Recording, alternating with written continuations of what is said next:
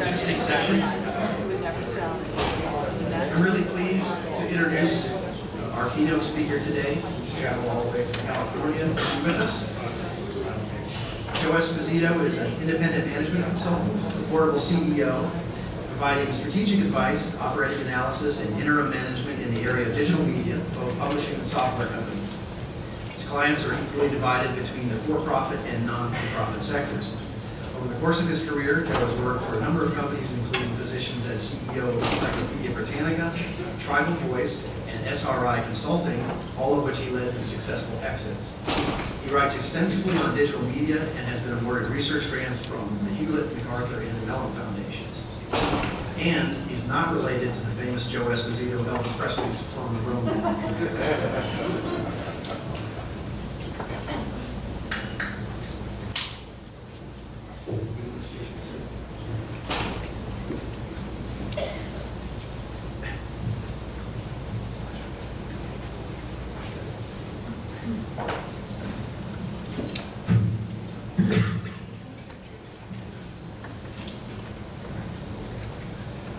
Okay, is the mic working?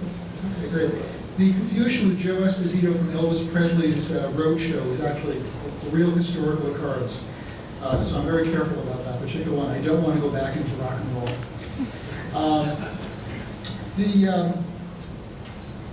What I'd like to do today is cover a few topics, which I put up here on the slide. I want to define disintermediation, first of all.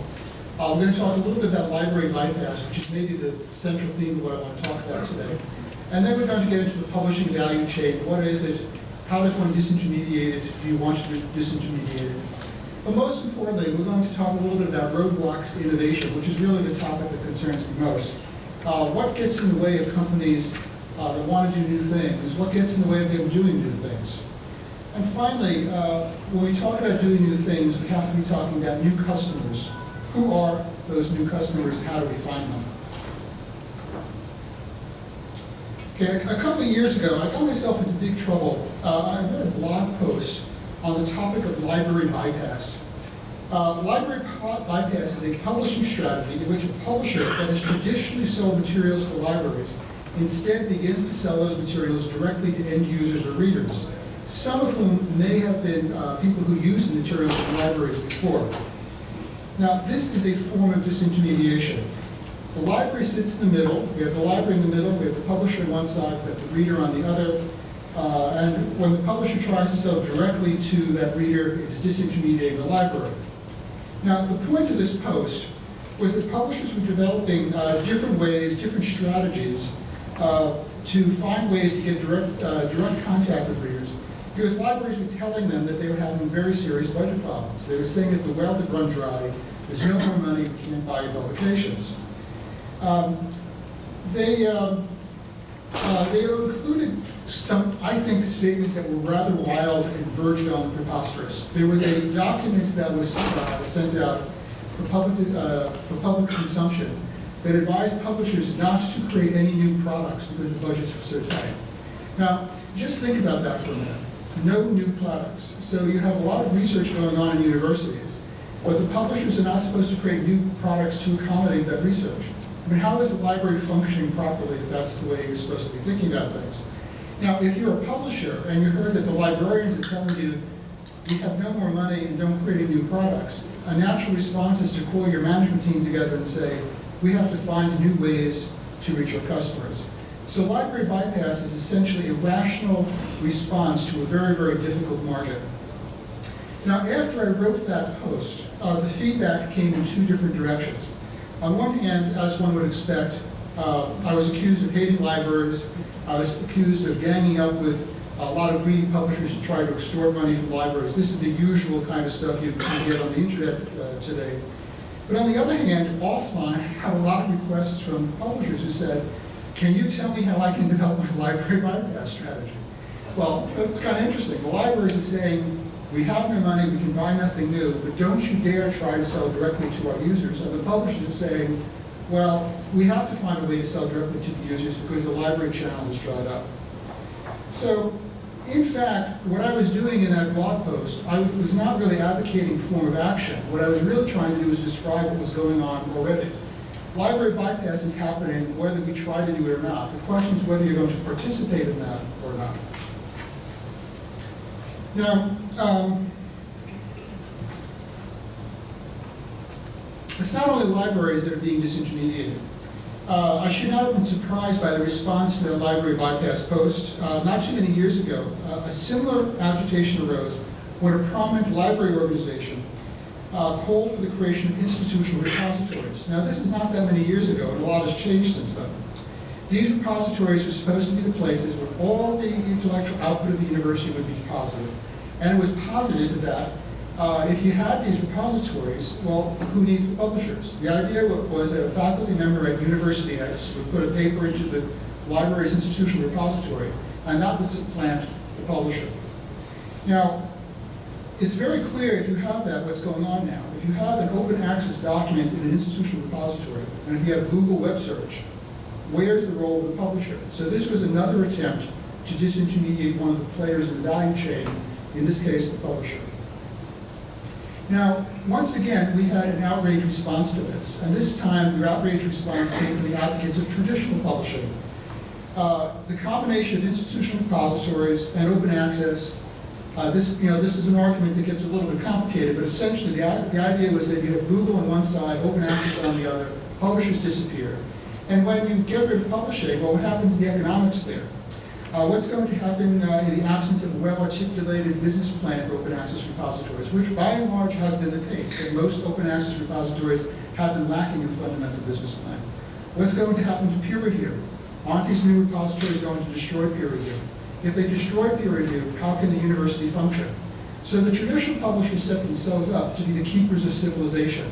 And if you did anything to try to disintermediate them, what you then find is the whole world would collapse around us. So what we have then is an interesting situation that disintermediation is going on in different forms, but the people who are being disintermediated are fighting it very, very aggressively. But it's worthwhile to take a look at what's actually happening. Not what we say is going to happen, what's actually happening. Now, despite all the clown about library bypass, institutional repositories, disintermediation, and so forth, at this time, libraries probably constitute about 85% of the revenue for most journal publishers today. Now, the people in this room may have different figures. The lowest I've ever heard was 60%. You may have a lower figure. The highest I've ever heard was 100%. But they seem to group up around about the figure of 85%. Obviously, if you have 85% of your revenue coming from libraries, you're going to be very, very careful about the way you treat them as customers. Now, if you move from journals to books, the numbers change a little bit. It's probably about 25% of academic books are purchased by libraries today. There's much more variability in that figure for a number of reasons, but about 25% of university press books, at least, find their way into libraries. Now, that's a smaller number than 85%, but once again, if you're a publisher, are you going to walk away from 25% of your revenue? So this whole issue of thinking about disintermediation of libraries has, in fact, not really happened in a really revolutionary way. Now, on the other side of the argument, let's think about those institutional repositories. Well, while we've been building institutional repositories, we're now at a point where virtually every university has an institutional repository. And we know that hundreds of thousands, perhaps tens of thousands of documents are being deposited into these institutional repositories. What has the impact of these repositories really been on the publishers? Well, in fact, except for a small blip during the economic crisis for the last couple of years, the publishing's revenues continue to creep up year by year, single digits, but growth nonetheless. So we have not, in fact, seen disintermediation of libraries, and we have not, in fact, seen disintermediation of publishers. Disintermediation is probably best regarded as the new area for growth. But that's not the same thing as saying that it's growing from a very big base. It's growing from a very small base. Okay, so why not? Why not disintermediation? For a lot of people, it's surprising that it hasn't already happened. And here's the way this argument works. This argument is a little bit elaborate. Okay. So once upon a time, the difficulties of physical distribution meant that you needed these large organizations called publishers that would develop a capital base and then develop an entire distribution system and manufacturing system. And through these publishers, these large organizations, you were then able to bring books, journals, and other materials into the marketplace. On the other side, we had other large organizations called libraries. And these libraries were once again large organizations, and they were set up to make materials available to the readers. So you had these two large organizations, both of them require a fairly large capital basis to proceed. And this puts me in mind of that wonderful comment, Wisecrack, by A.J. Liebling about newspaper business. The remark was, and I quote, freedom of the press is guaranteed only to those who own one. Well, in fact, in the print world, the only way you could be a publisher was, in fact, to have a very large capital base. You had to own the means of production in order to operate. So now we look at the world we're living in today, and some of us, of course, see this in our own homes where our teenagers are doing web publishing. A high school kid can set up a web server. That high school kid now can go eyeball to eyeball with Rupert Murdoch and Arthur Sulzberger. You don't need a printing press to become a pundit. I speak from experience. I do not own a printing press. You don't need a big warehouse to store your books. There is no inherent reason why an entomologist who's working in Brazil cannot, with a couple of keystrokes and a mouse click, immediately make that information available to a researcher who lives in perhaps Tallahassee, Florida, or perhaps in Tokyo. Once the material is online, people can find that material through search engines, social media, or perhaps recommendations from other colleagues. So in this scenario, there is no role for the traditional publisher, there is no role for the traditional librarian. What's taking so long? We know what the internet can do. What's taking it so long? Why hasn't disintermediation happened? I'm going to get into some practical instances of disintermediation in a minute. But first, I want to spend a moment on why the habit of traditional publishing is such a hard habit to break. An economic value chain obviously begins at the beginning and ends at the end. The first link of the chain is the author. The author writes something, does his or her best to make it into readable prose, marshals data, perhaps supports it with citations. The author is now creating the work, and that work is being created in what we call upstream. And that material is then going to flow downstream to the end user. Now, we should be careful to make sure that we understand that authors and researchers are not the same people. Sometimes the same person may function in both capacities, but sometimes you have authors who are not researchers, and much research is conducted that does not result in authored manuscripts. There's really a gap between the researcher and the author, at least functionally. We're only talking about the publishing value chain here. So the author creates value by originating an idea and marshaling information to support that idea. Now, depending on the individual author and the kind of publication, that material is then passed downstream, probably informally to an editor, but at some point that material finds its way to a publisher. And the publisher in turn looks downstream and has other kinds of value that it adds. For example, it brings money to the situation. It brings the money to capitalize the whole system. It brings editorial choice.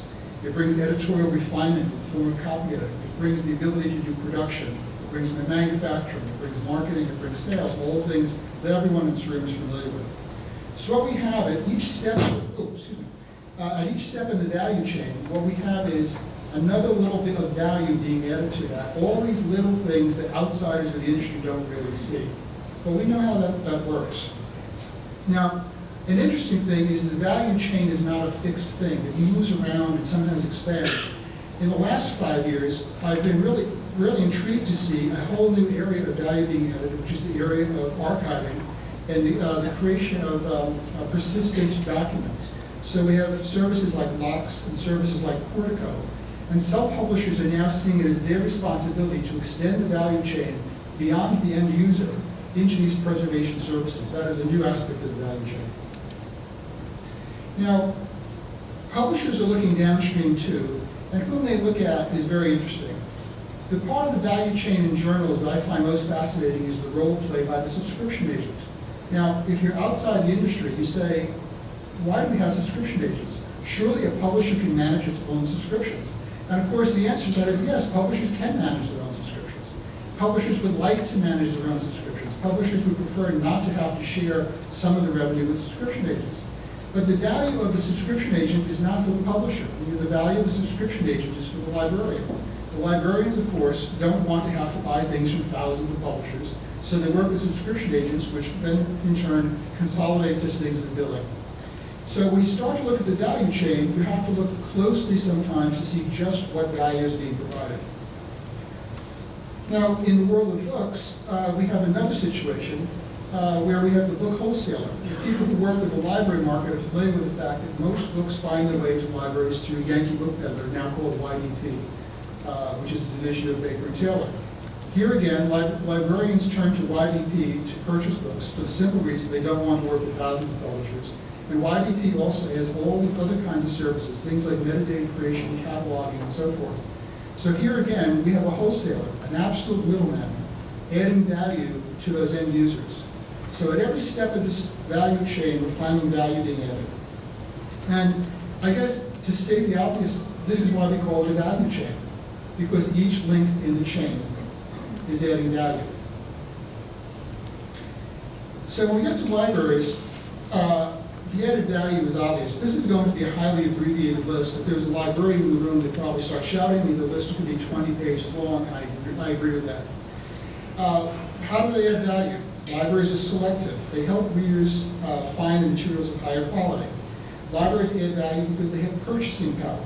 That saves money for readers. Libraries provide a suite of tools for organizing publications, making it easier to find publications. Libraries provide so much value that just about everybody wants them to be bigger. And that's an unusual thing. Some of you may have heard that Professor Robert Darnton of Harvard is looking to create a national digital library. That is not a new idea, and it's not a particularly inventive idea. It's a common idea. What's interesting is the fact that it's happening now, when in fact you start to wonder, in the wake of Google Book Search, whether a national digital library is a possibility. Anyone who uses a library wants that library to include everything, and they want it at no direct cost to the user. Now, I try to think of institutions that we would like to be larger, and I'm stumped. I'm really stumped by this. Do you want your phone company to be larger? You know, if you are like me and you have to wrestle with Verizon and AT&T every day, I say, I wish they were smaller. Do you want your health insurance company to be larger? So would you like to have that voice tree that you call when you're trying to register a claim? Would you like that voice tree to be longer because of the greater amount of bureaucracy? If you've got your kids in a small school, you might say, I'd like that school to be a little bit larger because we have more courses available and other resources. But at some point, that little school becomes too big, becomes too impersonal, becomes too bureaucratic. But we never say those things about libraries. We always want libraries to be bigger and bigger and bigger and more comprehensive. Everybody wants a bigger library. The only thing we don't want to do with libraries is to pay for them.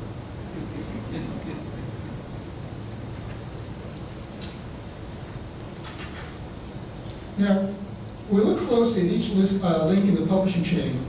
We begin to understand why disintermediation is so hard to bring about. Each link adds value. To disintermediate that link destroys that value, the value that was embedded in that particular link. Sometimes the value that gets destroyed is obvious. For example, direct publishing by an author of an article bypasses the publisher, but it does so at the cost of editorial selection and editorial refinement. Now, of course, some authors resent publishers' editorial refinement, but I'm not sure that the readers would necessarily agree with that. Most people like the fact that articles are copy-edited, are regularized, the spelling is normalized, and so on. It's less obvious that a publisher has a network of relationships with wholesalers, libraries, review media, and so on, all of which serve to bring a publication to readers' attention.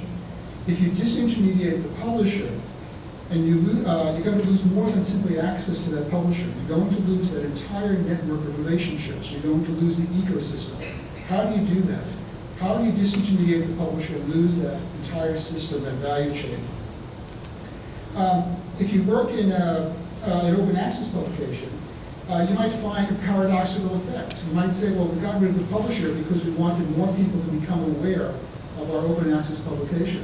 But the problem is that since open access publications are not embedded in that value chain, some of the signaling that traditional publishers do does not take place. In fact, an open access publication may actually result in fewer readers than a total access publication because it's been pulled out of that system in which you have mutually reinforcing communications. Now, I don't want to suggest to you that every link in that chain is made of titanium. Some of these links are weaker and some disintermediation takes place.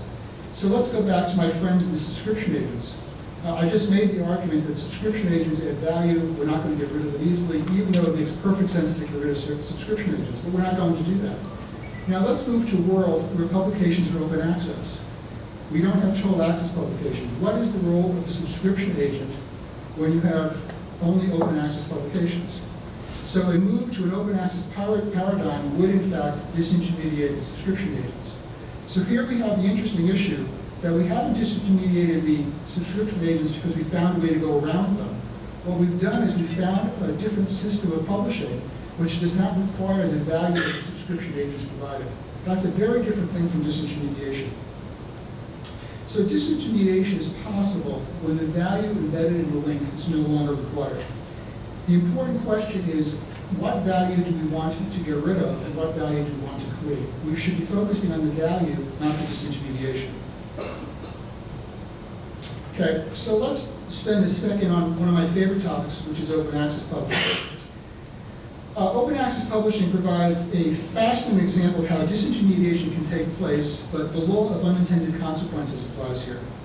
Now, if you recall, at the outset of the open access movement, the general plan was that research materials are going to be made available free of charge to anybody who wants to look at them. The way this is going to take place is that libraries are going to develop institutional repositories, faculty were going to deposit papers into institutional repositories, and there you have an open access world with libraries now essentially taking on publishing functions. That's not what has happened with open access. In fact, most universities do in fact have open access repositories. But by and large, these repositories have not been as successful as the advocates of open access have supposed. This in turn has given rise to a whole new class of service, beginning first of all with the public library, well, I shouldn't say first of all with Biomed Central, but then with the Public Library of Science, two author pays open access services that have nothing to do with libraries. They bypass libraries completely. Interestingly, Biomed Central actually went to libraries after disintermediating them to get libraries to try to sponsor them. But the Public Library of Science has a model that is totally outside of libraries. You now have these open access repositories being set up in a number of commercial organizations, John Wiley, Sage Publishing, the not-for-profit AIP is developing such a service now. So what has happened is that the entire world of open access publishing is slowly migrating from the institutional repositories based in libraries to other organizations, including commercial organizations with an author pays open access model. How, in fact, could we restore the model for institutional repositories? The current goal of open access advocates is we will restore the open access opportunity by having the institutions mandate that faculty put papers into these repositories. Now, this is a very curious state of affairs. This is a mandate. You're not mandated to want to buy an iPhone. You're not mandated to buy an iPad. You're not mandated to build a page on Facebook. But in order to do something that's in your own interest, it requires an institutional mandate. It's a very curious state of affairs here. So open access services are thriving. We know that Biomed Central did well enough to find itself acquired by Springer. We're watching as other open access services are growing. The numbers from the Public Library of Science are simply astounding. If you go and look at the numbers for PLOS 1, as it grows and grows and grows, it's very clear that Public Library of Science is going to become a major STM publisher in the years ahead, probably a rival with companies of the scale of an Elsevier, Springer, and John Wiley, and Kluwer, or something like that. Who would have thought? But what do the libraries have to do with it? Here again, as we started the process of disintermediation, what we started to see is that things started to happen, but not in the way that we had expected them to. So I think the moral of this story of open access is that, in fact, open access has come about, and libraries support it. But what libraries have done is they have essentially found a way to disintermediate themselves. In the book world, there are signs that disintermediation is taking place. Most examples from this come from consumer publishing, from trade publishing, and that makes sense because the numbers are in consumer publishing. There are far more trade books sold than professional books or academic textbooks. So a couple examples. You may have heard, if any of you follow the ebook mail groups, you may have heard of these stories. There's an established mystery writer named Joe Conrad. Conrad has published several novels. He was looking at a contract with a major publisher, and he decided that he was going to self-publish using the Amazon service. That's quite an interesting thing. He figured out that the high royalties that he'd be able to get from Amazon greatly exceeded what he could earn from a traditional publisher. He went ahead and did that, and he's reported publicly that in fact he's making more money publishing directly just using the Amazon platform. On the other hand, you may have heard the tale of Amanda Hocking, Hocking. Amanda Hocking is a phenomenon of the first order. This is a young woman who writes young adult novels. She had no publishing experience, and she started writing her novels. She said, I'm going to self-publish them. Now that I'm self-publishing them, what do? I have to find a readership. So she got very involved with social media. If you go to her blog, it's one of the best blogs that's out there. She's very involved with all the kinds of social media that you can find. And she built an active reader base. She's made a fortune doing this as a self-publisher. Now, if you think about this, and you're a publisher, if you're a trade book publisher, you hear about Joe Conrad and Amanda Hocking, and you shriek, my gosh, we don't want these people to succeed. But that's not what happened. Amanda Hocking became so successful that the large trade publishers began to stalk her. And she's just signed a $1 million deal with Macmillan, the Von Holtzbrinck company, which also owns the Nature Publishing Group. So what's the moral of this particular story? Here we see, once again, an act of disintermediation. The publishers are being disintermediated. But in the end, the publishers found a way to re-insinuate themselves into that value chain. So by and large, publishers have found ways to co-opt every attempt to disintermediate them. Libraries have not been so successful. So rather than think of disintermediation as the collapse or shrinking of the value chain, we should probably think of it as a new way to recreate value, but in a new value chain. So Hocking understood that traditional publishers create demand for books through their marketing arrangements, and she then went out and created her own marketing arrangements, which on the internet you can do. At least you can still do that today. What we need to do in thinking about disintermediation is to study every link in that value chain and say, what value does it provide? Do we still want that value, and how do we recreate that? Now, too often, when we talk about disintermediation, it sounds like technological determinism. We have computers, we have the internet, we've got the cloud, etc., and therefore the world is going to look like this. And we have a very specific picture. Technology leads to very specific outcomes. Because the internet makes it possible for an author to have a direct connection to a reader, therefore, it is assumed that authors inevitably are going to want to have a direct connection to the reader. But this ignores the fact of human agency. People make these decisions. So, for example, when Sage Publishing decided they were going to create an open access repository, how did that come about? Well, it's not as though the internet sent a text message to the CEO. Hi, I'm the internet, the CEO, create an open access repository. It doesn't work that way. When Sage was studying an open access repository, they looked very carefully at the public library of science. They debated whether or not it was a model that could work in the social sciences with Sage or strong. They thought about other initiatives they could undertake. It wasn't as though the only thing they could do was an open access repository. They explored these various initiatives. They had a number of discussions internally. They spoke with the authors that they worked with. And then they finally launched Sage Open. So Sage Open's open access repository service, which is an author-pays service, which, by the way, I understand from the Sage people with whom I was speaking last week, is going very, very well. This was not simply an accident. This was not simply something that the technology mandated. This was a deliberative management decision. And that's what disintermediation is. Disintermediation is not something that happens to you. It's something that people plan for because they see it's in their interest to plan for them. So I'd like us to stop thinking about disintermediation as something that's out there in an abstract world. Most of the people in this room are publishers. You shouldn't be thinking that you're going to get disintermediated by open access or because of an Amazon service or something else. What you should be thinking about is how do you create value and how can you make sure that that value is understood by the people who share that value with you. Now I'd like to digress in talking about disintermediation and the whole issue of how do you move an organization forward to innovate, such that when disintermediation takes place, it does so on your own terms. I'd like to begin with an example from Encyclopedia Britannica, where I worked for several years in the 1990s. I was brought to Britannica in 1992, and that date is important, as some of you in the room know, because the Mosaic browser that started the emergence of the World Wide Web as a commercial service, the Mosaic browser was launched in the fall of 1993. So this actually predates the web as we know it today. I was brought to Britannica in 92 from its dictionary subsidiary, Merriam-Webster, and I was told my job was to create an electronic encyclopedia.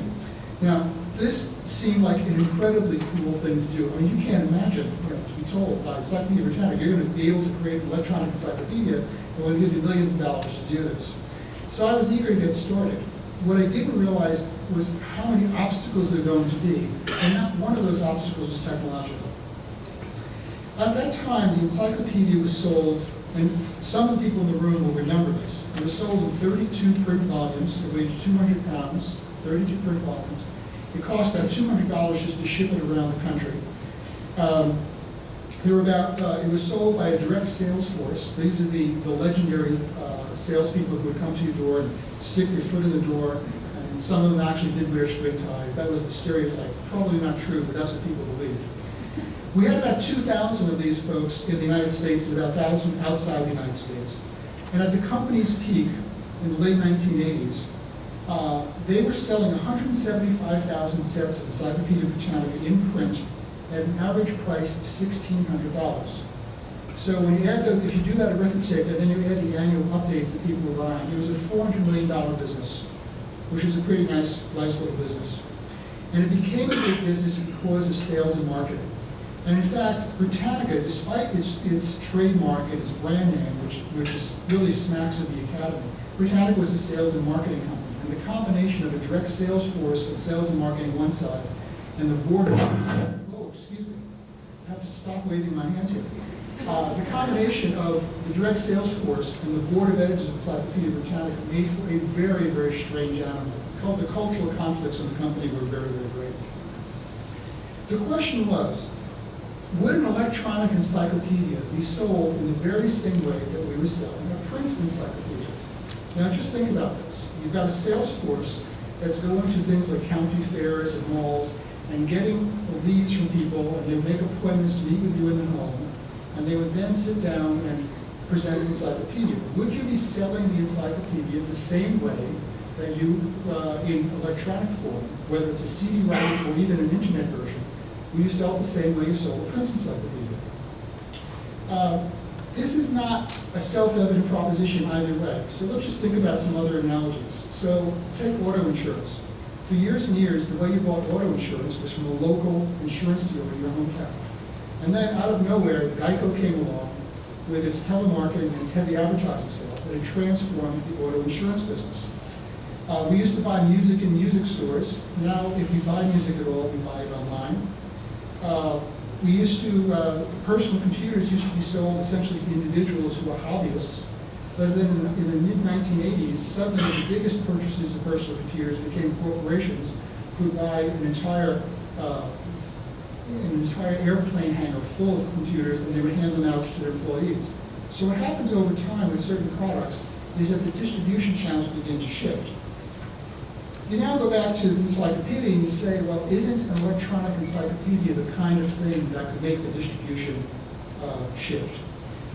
Well, in Britannica, the historical success of the sales force meant that the entire company was dominated by sales executives. CEO, CFO came out of direct sales. All the heads of the operations were salespeople.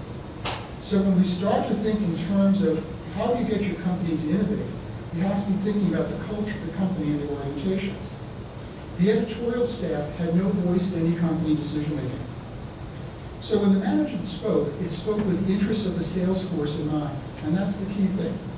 The sales force, which was set up to sell a 200-pound, $1,600 print encyclopedia, was going to making the decisions about selling an internet version of the encyclopedia. There's a little bit of a disconnect here. So try to picture this. A CD-ROM encyclopedia, an internet version, being sold in your home by people who want to charge you $1,600 for it.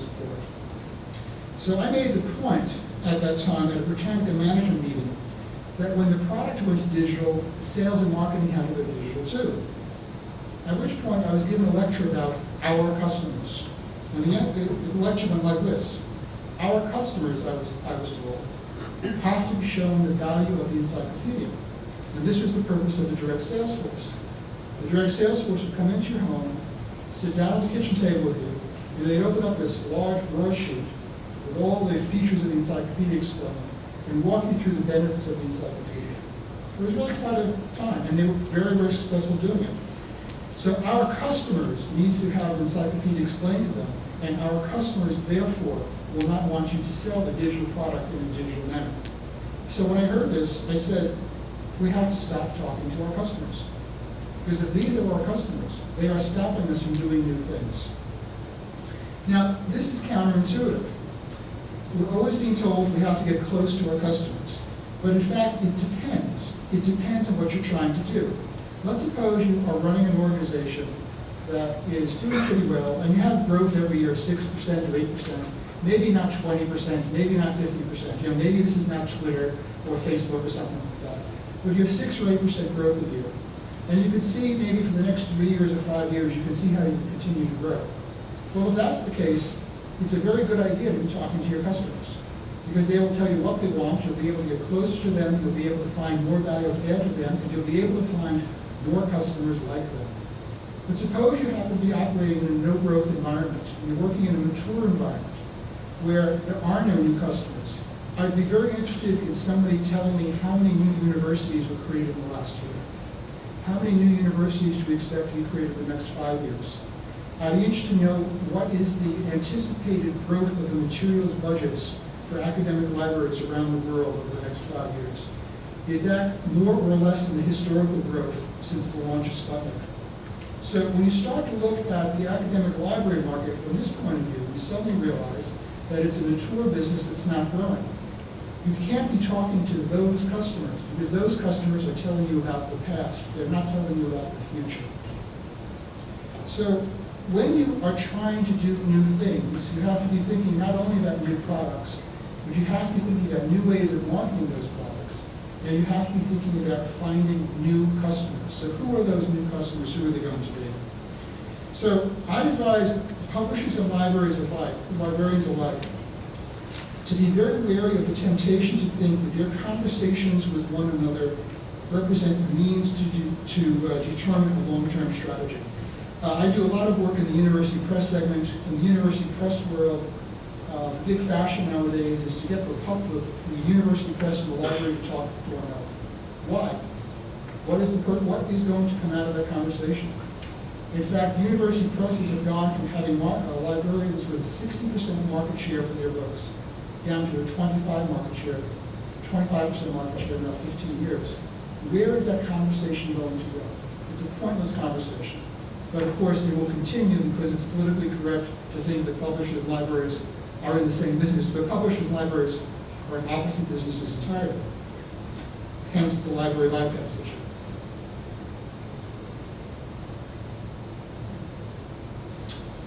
I think I lost a slide here.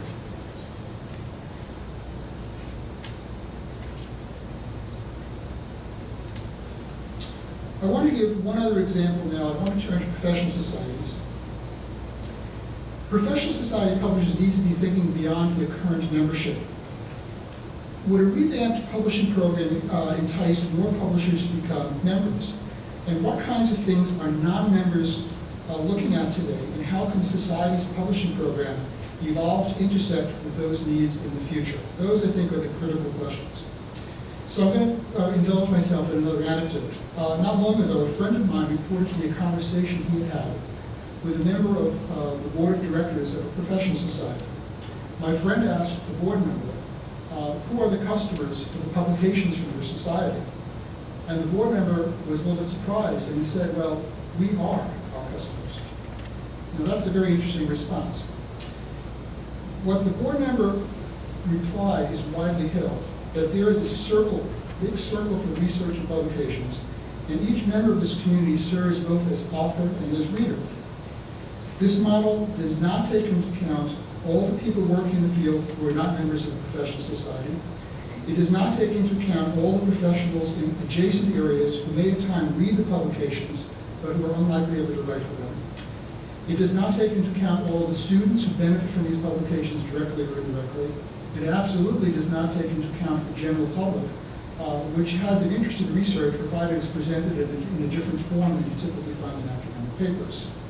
An example of that would be an important research article that gets summarized in the New York Times, for example. So rather than think of authors and the readers of scholarly communications organize themselves as a circle, it's probably better to think of them organized as a spiral. And at the center of that spiral, we have the research community, we have the authors. And it spirals out, and finally, with each spiral, it brings in a new set of readers.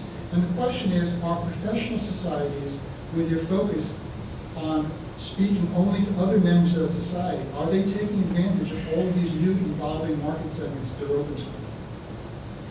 Now, it's going to be silly to suggest that professional society should attempt to disintermediate its own membership. Now, that's clearly not going to work. But it's meaningful to ask, how would the work of a society, at least as expressed in its publications, fit into the larger context of scholarly communications? And what value it brings to each segment of reader? Now, this may prompt some societies begin to rethink some of the marketing objectives in order to bring in a new class of reader, and that's the key thing. It's not enough to create a new product. It's not enough to make your product available in digital form. You have to find new customers. That's where the innovation takes place. So I think what we have to be thinking about now is, rather than spending our time worrying about disintermediation, what we have to focus on is the value that we create, the value we wish to create, and the new customers who will be out there, who we will effectively be reinventing, who will take advantage of that new value. Any questions?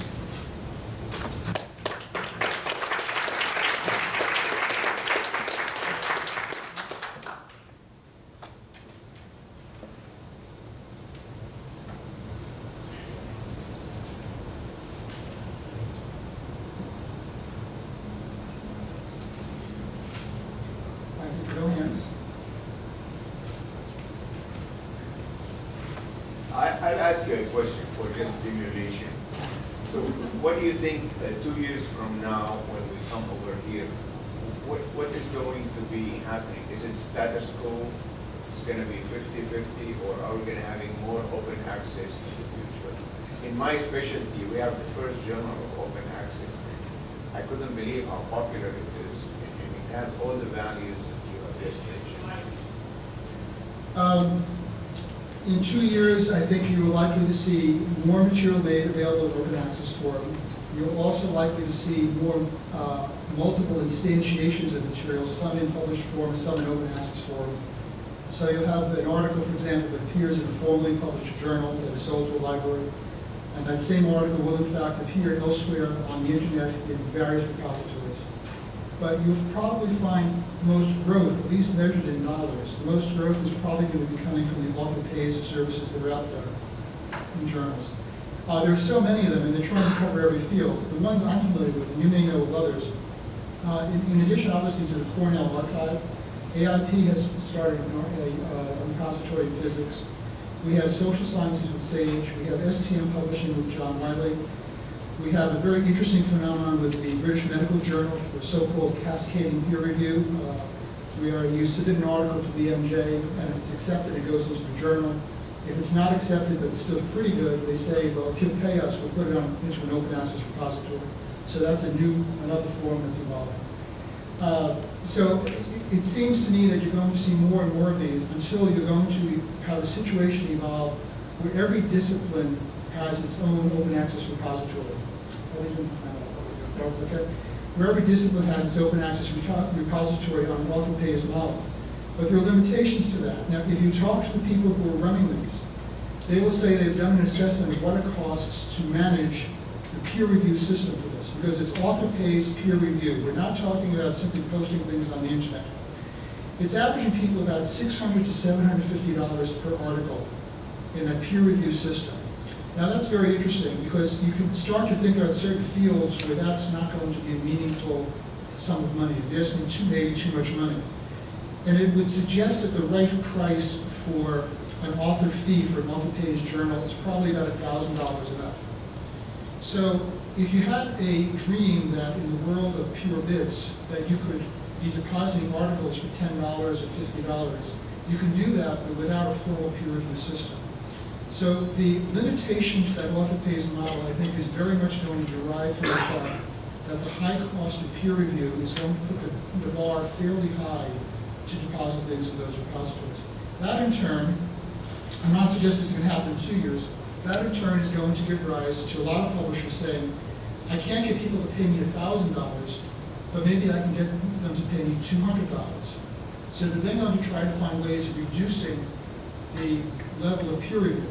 And you're going to start to find different tiers of author-pay systems, which are going to have different levels of peer review, some of which are conducted at a lower price. We've already seen this at the Public Library of Science. Public Library of Science began with 2 flagship journals. It was very expensive to publish it, and you know the way it works. It's a very rigorous editorial procedure. The peer review was very, very tough. Only a few articles got accepted. They bore a very high price. Those 2 journals operated then and continue to operate at a significant loss. So the Public Library of Science created PLOS 1, which has a different standard for peer review. I don't want to say it's less rigorous. Let's just call it a different standard of peer review, which is less costly to manage. Because of that, they were able to lower the cost of submitting things to and getting published at PLOS 1. At that lower cost, the number of articles has exploded, and now the Public Library of Science is beginning to operate at a surplus. So I think what we've seen with Public Library of Science is going to be replicated elsewhere, except that it's going to actually ratchet further down, below that $1,500 line, down to $1,000, to $750, to $500, to $200. And then when you start to think about labor in Asia and so forth, you start to wonder just how low it will go. And then you say, what's happening to the peer review system? But that's not a 2-year scenario, that's a longer term scenario. There's a hand all the way in the back.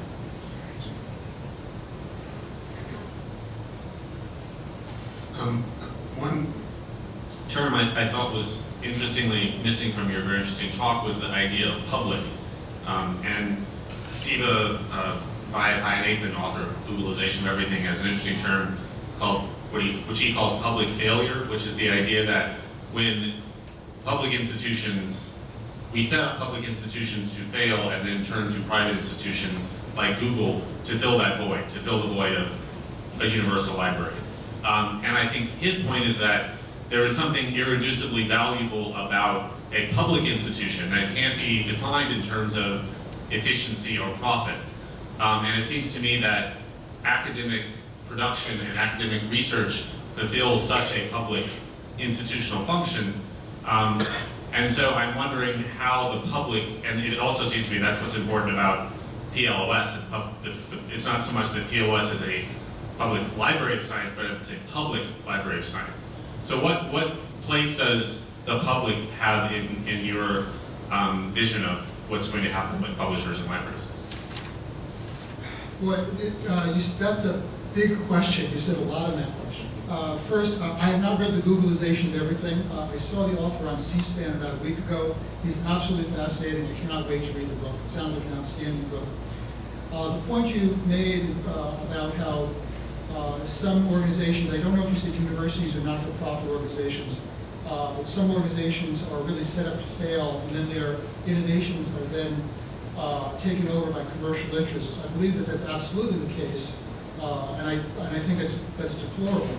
I would not say that they're set up to fail. I would say that they frequently organize themselves to demand failure on their own part for some of these things. So, for example, one example I would make is going back to open access. It makes no sense for the large research university, which is a net exporter of intellectual property, to have an open access program. It makes more sense for them to have a total access program, because there are about 24 universities that create about 85% of the research. And those 24 universities would be able to fund their endowments easily by converting themselves to a total access model for their intellectual property. So I believe the open access really is a system that's been set up to fail by the universities in whose interest open access is precisely opposed. The comment about what is the role of the public, I have to say, gosh, that's a hard one. I don't do social policy. I do business planning mostly for not-for-profit organizations. And what I would say is that the missions of the not-for-profit organizations typically get tied up with governance issues. That is to say that you have a not-for-profit organization, and we know that that's true for some of the people sitting in this room, where they're running a publishing program and they're reporting to a board of directors or some group of non-publishers that really makes their lives kind of miserable because the board of directors really doesn't know what the publishing process is about. What you tend to find in a lot of not-for-profit organizations is the governance is such that it militates against innovation.